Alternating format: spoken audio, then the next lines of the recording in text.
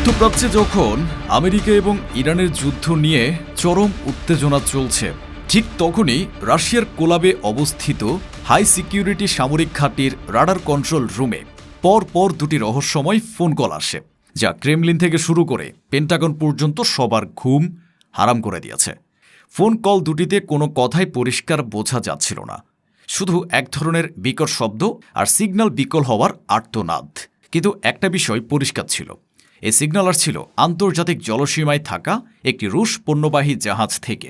রাশিয়ার নৌযোগাযোগ ব্যবস্থায় এই ধরনের জরুরি কল তখনই আসে যখন কোনো জাহাজ ভয়ঙ্কর বিপদের মুখে পড়ে। রাশিয়া যখন বুঝতে পারে তাদের জাহাজটিকে ইসরায়েলি নৌবাহিনী ঘিরে ধরেছে, তখন পুতিনের নির্দেশে পারস্য উপসাগরের আকাশ কাঁপিয়ে ছুটে যায় রাশিয়ার সবচেয়ে খুনে যুদ্ধবিমান সুখোই 57। শুরু হয় এক নতুন স্নায়ুযুদ্ধ, যেখানে একটি ভুল চালই তৃতীয় বিশ্বযুদ্ধের আগুন জ্বালিয়ে দিতে পারত। ইসরায়েল কেন হঠাৎ করে আন্তর্জাতিক জলসীমায় একটি রুশ জাহাজকে আটকানোর মতো দুঃসাহসী এবং বিপজ্জনক পদক্ষেপ নিল? তারা কি জাহাজের ভেতরে কোনো গোপন অস্ত্রের সন্ধান করছিল? আর পুতিন কেন কোনো আলোচনার পথে না গিয়ে সরাসরি তার সবচেয়ে শক্তিশালী যুদ্ধবিমান পাঠিয়ে ইসরায়েলকে চূড়ান্ত হুঁশিয়ারি দিলেন? চলুন আজ আমরা সেই রুদ্ধশ্বাস ঘটনার ব্যবচ্ছেদ করি। এই গল্পের শুরু রাশিয়ার উত্তরে বরফ শীতল কোলাব উপদ্বীপের একটি সুরক্ষিত সামরিক ঘাঁটিতে। এখানকার রাডার কন্ট্রোল রুমের কর্মকর্তারা যখন মধ্যপ্রাচ্যের সামগ্রিক পরিস্থিতির উপর নজর রাখছিলেন, ঠিক তখনই তাদের শান্ত পরিবেশে বিঘ্ন ঘটায় এক অপ্রত্যাশিত ফোন কল। জরুরি যোগাযোগের জন্য ব্যবহৃত একটি বিশেষ ফ্রিকোয়েন্সিতে কলটি আসে, কিন্তু কয়েক মিনিটের ব্যবধানে যখন একই ফ্রিকোয়েন্সি থেকে দ্বিতীয় কলটি আসে, তখন তাদের কপালে চিন্তার ভাঁজ পড়ে। ফোন কল দুটির কোনোটিতেই অপর প্রান্ত থেকে কোনো মানুষের কণ্ঠস্বর পরিষ্কারভাবে শোনা যাচ্ছিল না। শুধু এক ধরনের তীব্র কর্কশ ইলেকট্রনিক শব্দ এবং সিগন্যাল বারবার কেটে যাওয়ার আওয়াজ আসছিল, যেন কেউ মরিয়া হয়ে কিছু একটা বলার চেষ্টা করছে, কিন্তু কোনো শক্তিশালী জ্যামিং প্রযুক্তি তাকে বাধা দিচ্ছে। তবে একটা বিষয় পরিষ্কার ছিল, এ সিগন্যাল আসছিল রাশিয়ার পতাকাবাহী একটি পণ্যবাহী জাহাজের জন্য নির্ধারিত ফ্রিকোয়েন্সি থেকে। সাধারণ অবস্থায় এ ধরনের জরুরি মেডে কল তখনই আসে যখন কোনো জাহাজ ভয়ঙ্কর সামুদ্রিক ঝড়ের কবলে পড়ে, জলদস্যুদের দ্বারা আক্রান্ত হয় অথবা অন্য কোনো দেশের নৌবাহিনী দ্বারা আটক হয়।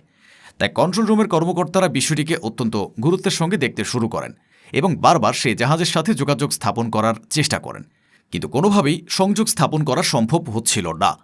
এরপর কর্মকর্তারা জাহাজটির সিগন্যাল কোড বা মেরিটাইম মোবাইল সার্ভিস আইডেন্টিটি বিশ্লেষণ করে। বিশ্লেষণে দেখা যায় জাহাজটি ইরান সাগর থেকে প্রায় 25 মাইল দূরে আন্তর্জাতিক জলসীমায় অবস্থান করছে, যেখান থেকে মূলত ফোন কলগুলো করা হয়েছিল। কিন্তু জাহাজটির সাথে যোগাযোগ করতে না পারায় ক্রেমলিনের কর্তা ব্যক্তিদের উদ্বেগ আরও বাড়তে শুরু করে। রাশিয়া তাদের পণ্যবাহী জাহাজগুলোর নিরাপত্তার বিষয়টি সবসময় অত্যন্ত গুরুত্বের সঙ্গেই দেখে, কিন্তু সমস্যা ছিল রাশিয়া থেকে ঘটনাস্থলের দূরত্ব প্রায় 4600 কিলোমিটার। এত দীর্ঘ দূরত্ব অতিক্রম করে সেখানে দ্রুত পৌঁছানো প্রায় অসম্ভব। এ চরম সংকটময় মুহূর্তে রাশিয়া তাদের আঞ্চলিক মিত্র এবং বন্ধুরাষ্ট্র ইরানের সাথে যোগাযোগ করে। যেহেতু ঘটনাস্থলটি ইরানের জলসীমার কাছাকাছি ছিল, তাই রাশিয়ার পক্ষ থেকে ইরানের রাডার কন্ট্রোল রুমকে অনুরোধ করা হয় ও এলাকার পরিস্থিতি সম্পর্কে তথ্য সংগ্রহ করার জন্য। ইরান এক মুহূর্ত দেরি না করে তাদের কাছে থাকা মোহাজের 6 সিরিজের একটি অত্যাধুনিক নজরদারি ড্রোন ওই এলাকায় পাঠায়। ড্রোনটি ঘটনাস্থলের কাছাকাছি পৌঁছানোর পর যে দৃশ্য ক্যামেরায় ধরা পড়ে, তা দেখে তেহরান এবং মস্কো উভয়েরই টনক নড়ে ওঠে। দেখা যায় একটি বিশাল রুশ পণ্যবাহী জাহাজ স্থির হয়ে দাঁড়িয়ে আছে এবং তাকে ঘিরে রেখেছে একটি ইসরায়েলি SAR-6 ক্লাস করভেট এবং দুটি অ্যাটাক হেলিকপ্টার। হেলিকপ্টারগুলো জাহাজের ডেকের খুব নিচ দিয়ে চক্কর কাটছিল, যা ছিল এক ধরনের মনস্তাত্ত্বিক চাপ সৃষ্টির চেষ্টা। যদিও ঘটনাস্থলটি আন্তর্জাতিক জলসীমার মধ্যেই ছিল, কিন্তু আন্তর্জাতিক জলসীমায় কোনো দেশের নৌবাহিনী অন্য কোনো দেশের পতাকাবাহী জাহাজকে এভাবে আটকাতে বা হয়রান করতে পারে না, যদি না তাদের কাছে জলদস্যুতা বা অবৈধ কার্যকলাপের সুনির্দিষ্ট প্রমাণ থাকে। ইরান সরাসরি সেখানে গিয়ে কোনো সামরিক পদক্ষেপ নিতে পারছিল না, কিন্তু তারা পরিস্থিতি পর্যবেক্ষণ করে সমস্ত তথ্য, ছবি এবং ভিডিও ফুটেজ রিয়েল টাইমে রাশিয়ার কন্ট্রোল রুমে পাঠিয়ে দিচ্ছিল। ইরানের কাছ থেকে এই অকাট্য প্রমাণ পাওয়ার পর রাশিয়ার প্রতিরক্ষা মন্ত্রণালয়ে জরুরি বৈঠক বসে। তাদের জাহাজকে আন্তর্জাতিক জলসীমায় এভাবে আটক করা রাশিয়ার সার্বভৌমত্বের উপর একটি সরাসরি আঘাত। ভ্লাদিমির পুতিন ব্যক্তিগতভাবেই এই বিষয়টি সম্পর্কে অবগত হন এবং তিনি একটি দ্রুত, কঠোর এবং স্পষ্ট বার্তা দেওয়ার সিদ্ধান্ত নেন। পুতিনের নির্দেশে দক্ষিণ রাশিয়ার একটি বিমান ঘাঁটি থেকে দুটি সুখোই 57 যুদ্ধবিমানকে স্ক্র্যাম্বল বা জরুরি উড্ডয়নের নির্দেশ দেয়া হয়। সুখোই 57 কোনো সাধারণ যুদ্ধবিমান নয়। এটি রাশিয়ার পঞ্চম প্রজন্মের স্টেলথ ফাইটার, যা আমেরিকার F-22 র্যাপ্টর এবং F-35-এর সরাসরি প্রতিদ্বন্দ্বী। এটি ঘণ্টায় প্রায় 2200 কিলোমিটার গতিতে উড়তে সক্ষম এবং এটি আকাশ থেকে আকাশে ও আকাশে থেকে ভূমিতে হামলা চালাতে সক্ষম বিভিন্ন ধরনের ভয়ঙ্কর মিসাইল বহন করে থাকে। দুটি সুখোই 57 যুদ্ধবিমানের সাথে একটি ইলিউশিয়া II-78 রিফুয়েলিং বিমানও আকাশে ওড়ে। মাঝ আকাশে একবার জ্বালানি নেওয়ার পর প্রায় 2 ঘণ্টা একটানা উড়ে যুদ্ধবিমান দুটি সেই এলাকায় পৌঁছে যায়। সেখানে পৌঁছানোর পর তারা যা করে তা ছিল ইসরায়েলি নৌবাহিনীর জন্য এক চরম অপমান এবং ভয়ঙ্কর সতর্কবার্তা। সুখোই 57 দুটি তাদের স্টেলথ মোড নিষ্ক্রিয় করে, আফটার বার্নার জ্বালিয়ে কান ফাটানো শব্দ করে ইসরায়েলি যুদ্ধজাহাজ এবং হেলিকপ্টারগুলোর মাথার মাত্র কয়েকশো ফুট উপর দিয়ে উড়ে যায়।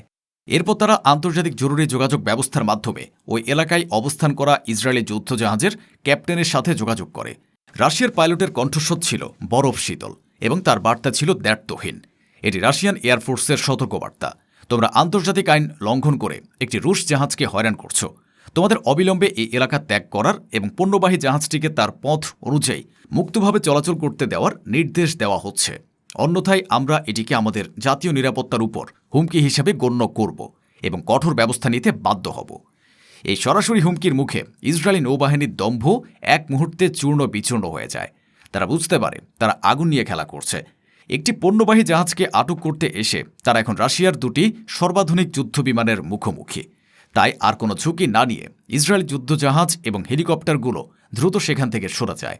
এ ঘটনার কয়েক ঘণ্টা পরে যখন আন্তর্জাতিক গণমাধ্যমে বিষয়টি নিয়ে গুঞ্জন শুরু হয়, তখন ইসরায়েলের পক্ষ থেকে একটি দুর্বল এবং হাস্যকর বিবৃতি প্রকাশ করা হয়। সেখানে বলা হয়, পণ্যবাহী জাহাজটিকে আন্তর্জাতিক নৌ চলাচলের কিছু নিয়ম লঙ্ঘনের সন্দেহে সাময়িকভাবে থামানো হয়েছিল এবং তাদের শুধুমাত্র কিছু রুটিন প্রশ্ন করার উদ্দেশ্য ছিল। অন্যদিকে রাশিয়ার পক্ষ থেকেও বেশ কড়া প্রতিক্রিয়া জানানো হয়। রাশিয়ার পররাষ্ট্র মন্ত্রণালয়ের মুখপাত্র স্পষ্টভাবে জানিয়ে দেন, আন্তর্জাতিক জলসীমায় আমাদের একটি বেসামরিক জাহাজকে এভাবে জোরপূর্বক থামানো জলদস্যুতার শামিল। ভবিষ্যতে যদি আমাদের কোনো জাহাজকে এইভাবে থামানো হয়, তাহলে আমরা বিষয়টিকে অত্যন্ত গুরুত্বের সঙ্গেই দেখব এবং প্রয়োজনে এর কঠোর এবং যথাযথ জবাব দেয়া হবে। এই ঘটনার পর আন্তর্জাতিক মহলেও বিষয়টি নিয়ে ব্যাপক আলোচনা শুরু হয়।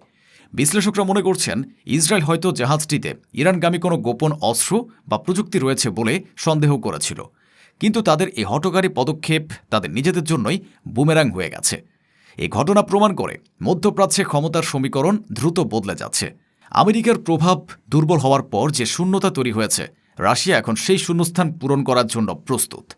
তারা এখন এ অঞ্চলে তার প্রভাব বিস্তার করতে এবং তার স্বার্থ ও তার মিত্রদের রক্ষা করতে এক বিন্দুও ছাড় দিতে রাজি নয়।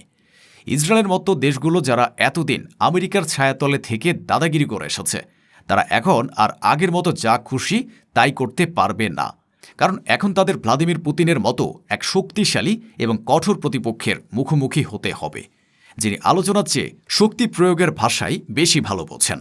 আন্তর্জাতিক জলসীমায় রুশ জাহাজ আটক করে ইসরায়েলকে আগুন নিয়ে খেলা করেছে। পুতিনের এ ভয়ঙ্কর হুঁশিয়ারিকে আপনি কিভাবে দেখছেন? এটিকে মধ্যপ্রাচ্যে এক নতুন আরও বড় সংঘাতের সূচনা করল। কমেন্ট বক্সে আপনার মতামত জানান।